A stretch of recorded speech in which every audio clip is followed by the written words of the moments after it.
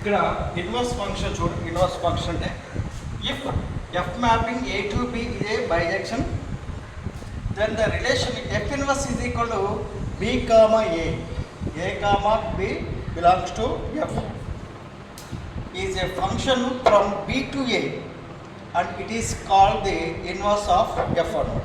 ఓకేనా? అంటే మనకి ఇన్వర్స్ ఫంక్షన్ అంటే ఏంటి చెప్పు. ఫంక్షన్ ఎలా ఉంటుంది, ఏ నుంచి బీకి ఉంటుంది కదా. ఒక ఫంక్షన్ ఎలా ఉంటుంది మనకి, F function A to B. ఓకేనా? దీనికి ఇన్వర్స్ ఫంక్షన్ ఎలా ఉంటుంది, inverse function F inverse of B to A.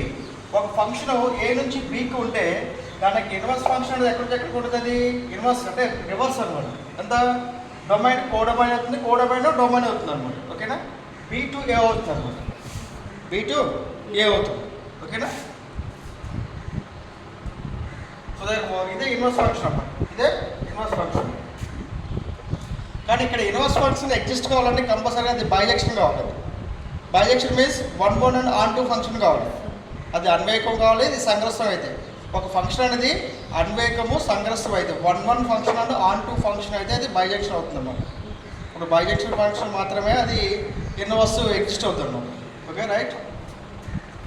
If A comma B is a bijection, then relation f inverse b comma a is function from b to a and it is called the inverse of f.